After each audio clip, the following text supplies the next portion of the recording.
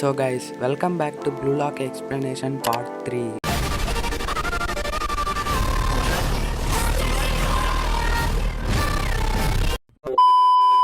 Blue lock లో ఇప్పటి వరకు టీమ్ జెడ్ ఆల్మోస్ట్ ఎలిమినేట్ అవ్వడానికి దగ్గరగా వెళ్ళింది. కానీ ఇసాగి లాస్ట్ మినిట్ గోల్ తో టీమ్ వై ని ఓడించి సర్వైవల్ ని కంటిన్యూ చేశాడు. తర్వాత టీమ్ డబ్ల్యూతో జరిగిన మ్యాచ్ లో వానిమా బ్రదర్స్ స్ట్రాటజీ వల్ల టీమ్ జెడ్ చాలా ప్రెజర్ ని ఫేస్ చేసింది. కానీ చీగ్రి తన స్పీడ్ ని ఫైనల్లీ యాక్సెప్ట్ చేసి కంబ్యాక్ ఇచ్చాడు. ఆ మ్యాచ్ డ్రా అవడంతో టీమ్ జెడ్ కి ఇంకా హోప్ మిగిలింది. కానీ ఇప్పుడు వాళ్ళ ముందున్న బిగ్గెస్ట్ ఛాలెంజ్ బ్లూ లాక్ లో strongest team V. Present table లో వీళ్ళు థర్డ్ పొజిషన్ లో ఉంటారు. వీళ్ళు సెకండ్ సెలక్షన్ కి వెళ్లాలంటే లాస్ట్ మ్యాచ్ ని ఎలాగైనా గెలవాల్సిందే. టీమ్ వి మెయిన్ కీ ప్లేయర్స్ 3 మ్యాచెస్ లో 18 గోల్స్ ని స్కోర్ చేసుంటారు. వీళ్ళలో ఉన్న టాప్ ప్లేయర్ నాగిని ఎలా ఓడించాలో అని టీమ్ జెడ్ స్ట్రాటజీని ప్లాన్ చేస్తుంటారు. నాగి ప్రాక్టీస్ చేయకుండా మొబైల్లో గేమ్స్ ఆడుతూ ఉంటాడు. టీమ్ వి లో రియో ఇంకా నాగి బెస్ట్ ఫ్రెండ్స్ అన్నమాట. సో ఇక మనం రియో బ్యాక్ స్టోరీని చూస్తాం. రియో ఒక మిలీనియర్ కొడుకు అన్నమాట. తనకేం కావాలనుకున్నా ఈజీగా దొరికేది. కానీ తనకది చాలా బోర్గా అనిపించేది. అప్పుడే రియోకి ఫుట్బాల్ మీద ఇంట్రెస్ట్ వచ్చి ఫుట్బాల్ ప్లేయర్ అవుతానని తన పేరెంట్స్ కి చెప్తాడు. కానీ తన పేరెంట్స్ మాత్రం దానికి ఒప్పుకోరు. రియోని కూడా ఒక బిజినెస్ మ్యాన్ అవ్వమని చెప్తారు. కానీ రియోకి ఫుట్బాల్ ఆడాలని ఉంటుంది. ఒకరోజు స్కూల్లో రియో వెళ్తున్నప్పుడు తన కాలు తగిలి నాగి ఫోన్ కింద పడిపోతుంది. ఆ ఫోన్ కింద పడే లోపే నాగి ఆ ఫోన్ ని పట్టుకుంటాడు. అది చూసి రియో చాలా ఇంప్రెస్ అవుతాడు.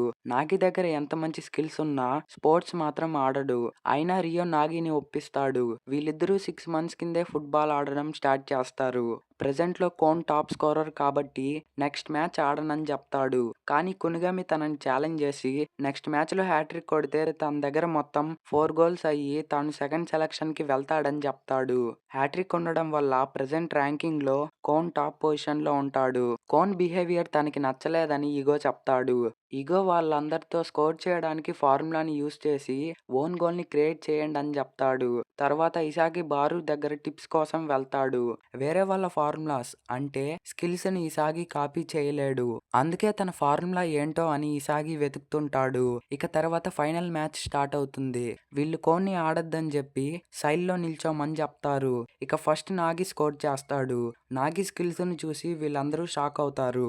వీళ్ళంత కౌంటర్ చేయాలని ట్రై చేసినా టీమ్ వి ఇంకా 2 goals ని స్కోర్ చేస్తుంది. ఇంకా బచీరా డిమోటివేట్ అవ్వకుండా ఫైర్ అయ్యి తన డెబ్లింగ్ స్కిల్స్ ని యూస్ చేసి ఫస్ట్ గోల్ ని స్కోర్ చేస్తాడు. సో ఇక టీమ్ జెడ్ మొత్తం ఫైర్ అప్ అవుతారు. తర్వాత కునిగామి సెకండ్ గోల్ స్కోర్ చేస్తాడు. బ్రేక్ టైమ్ లో ఇసాగి మళ్ళీ ఆలోచిస్తాడు. తన దగ్గర దాగి ఉన్న స్కిల్ ఏంటో అని వెతుకుతుంటాడు. సో ఇక సెకండ్ హాఫ్ లో టీమ్ వి డామినేట్ చేస్తుంది. ఇసాగి దగ్గర స్కిల్స్ లేకపోయినా ఎందుకు అంతలా ట్రై చేస్తున్నాడని నాగి అడుగుతాడు. సో ఇక ఈగో మ్యాచ్ ని చూస్తూ ఎక్స్ట్రీమ్ సిచ్యువేషన్ లో ప్లేయర్స్ అందరూ అవేకన్ అవుతారు. అలాగే వాళ్ళు ఫార్ములాస్ ని కూడా క్రియేట్ చేస్తారని చెప్తాడు. సో ఇక నాగికి పాస్ వెళ్ళనివ్వకుండా రాయిచి రియోని ఆపుతుంటాడు. హ్యూమాని జెనెట్సు ఎంత ఆపాలని ట్రై చేసినా హ్యూమా తన స్పీడ్ ని యూస్ చేసి స్కోర్ ని ఈక్వల్ చేస్తాడు. దీంతో కోన్ చాలా ఫ్రస్ట్రేట్ అవుతాడు. ఇక రియో డిమోటివేట్ అవ్వడం చూసి నాగి ఫైర్ అప్ అవుతాడు. తాను ఫస్ట్ టైం గోల్ ని ఓన్ గా క్రియేట్ చేసి స్కోర్ చేస్తాడు. తనకి ఫుట్బాల్ ఇంత సరదాగా ఉంటుందని ఇప్పుడే తెలుస్తుంది. నాగి స్కిల్స్ అవేకన్ అయ్యాయని ఇసాగికి అర్థమవుతుంది. నాగి ఇప్పుడు ఓన్ గా ఆడుతూ ఉంటాడు. హ్యూమా గోల్ అటెంప్ట్ ఫెయిల్ అవుతుంది. గీనే అటెంప్ట్ కూడా ఫెయిల్ అవుతుంది. కానీ లాస్ట్ లో కునిగామి స్కోర్ ని ఈక్వల్ చేస్తాడు. సో ఇక మనం కోన్ పాస్ట్ ని చూస్తాం. కోన్ నేషనల్ టీమ్ కి వెళ్లాలని చాలా సీరియస్ గా ఉంటాడు. కానీ తన టీం మెంబర్స్ అంత సీరియస్ గా ఫుట్బాల్ ఆడరు. వాళ్ళేదో టైం పాస్ కోసం ఆడుతూ ఉంటారు. ఇలా వాళ్ళు చాలా మ్యాచెస్ ఓడిపోతారు. కోన్ వాళ్ళని సీరియస్ గా ఆడమని చెప్తే తన మాటల్ని ఎవరు కేర్ చెయ్యరు. అందుకే కోన్ కి తన మీద తప్ప ఎవరి మీద నమ్మకం ఉండదు. ఇప్పుడు టీమ్ జెడ్ మ్యాచ్ ఓడిపోయినా కోన్ నెక్స్ట్ రౌండ్ కి క్వాలిఫై అయిపోతాడు కాబట్టి ఏం చేయకుండా సైలెంట్ గా ఉంటేనే మంచిదని కోన్ చెప్తాడు. ఇక మ్యాచ్ లో 5 minutes మాత్రమే ఉంటుంది. ఇసాగి నాగిని బ్లాక్ చేద్దామని అనుకుంటాడు. కానీ నాగి తన ప్లాన్ ని కౌంటర్ చేసి గోల్ చేయడానికి వెళ్తాడు. వాళ్ళందరూ ఓడిపోతున్నారని వాళ్ళ కళ్ళల్లో కనిపిస్తుంది. నాగి స్కోర్ చేసే లోపే కోన్ వచ్చి తనని కింద పడేస్తాడు. దీంతో కోన్ కి రెడ్ కార్డ్ దొరుకుతుంది. కోన్ ఇలా ఎందుకు చేశాడని అందరూ షాక్ అవుతారు. కోన్ కి రెడ్ కార్డ్ దొరికింది కాబట్టి వాళ్ళు ఇప్పుడు మ్యాచ్ ఓడిపోతే కోన్ క్వాలిఫై అవ్వడు. కానీ కోన్ ఇప్పుడు వీళ్ళతో ఈ మ్యాచ్ ని ఎలాగైనా గెలవండి అని చెప్తాడు. రియో అటెంప్ట్ ని లెమన్ బ్లాక్ చేస్తాడు. అప్పుడే నాగి స్కోర్ చేయడానికి వస్తాడు. కానీ గిన్ గోల్ ని బ్లాక్ చేస్తాడు.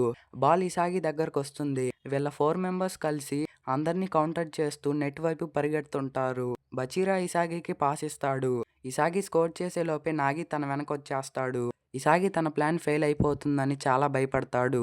అప్పుడే ఇసాగికి తన పజిల్లో ఉన్న మిస్సింగ్ పీస్ ఏంటో తెలుస్తుంది.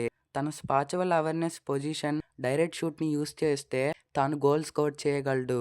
అదే ఇసాగి ఫార్ములా అన్నమాట. ఇంకా ఇసాగి డైరెక్ట్ షూట్ చేసి మ్యాచ్ని గెలిపిస్తాడు. ఇంకా నాగికి ఓడిపోతే ఎలా ఉంటుందో ఫస్ట్ టైం తెలుస్తుంది. ఇక ఫస్ట్ సెలక్షన్ రిజల్ట్స్లో టీమ్ వి ఇంకా టీమ్ జెడ్ క్వాలిఫై అవుతుంది. ఓడిపోయిన టీమ్స్లో క్వాలిఫై అయిన టాప్ స్కోరర్స్ వీళ్ళు బిల్డింగ్ 5 నుంచి టోటల్గా 25 ప్లేయర్స్ సెకండ్ సెలక్షన్కి క్వాలిఫై అవుతారు. ఓడిపోయిన ప్లేయర్స్ అందరూ చాలా బాధతో బయటకు వెళ్తారు. సో ఇక ఆ తర్వాత మిగిలిన ప్లేయర్స్ అండ్ ఇసాగి ఏం చేస్తారో తెలుసుకోవాలంటే మీరు ఖచ్చితంగా నెక్స్ట్ వీడియోని చూసేయాల్సిందే. సో వీలైనంత ఫాస్ట్గా నెక్స్ట్ వీడియోని కూడా అప్లోడ్ చేస్తా. సో ఇక 2 వీడియోస్తో బ్లూ లాక్ సీజన్ 1ని కంప్లీట్ చేస్తా. సో ఇక దాన్ని మిస్ అవ్వకుండా చూడాలంటే ఇప్పుడే ఛానల్ని సబ్స్క్రైబ్ చేసుకోండి.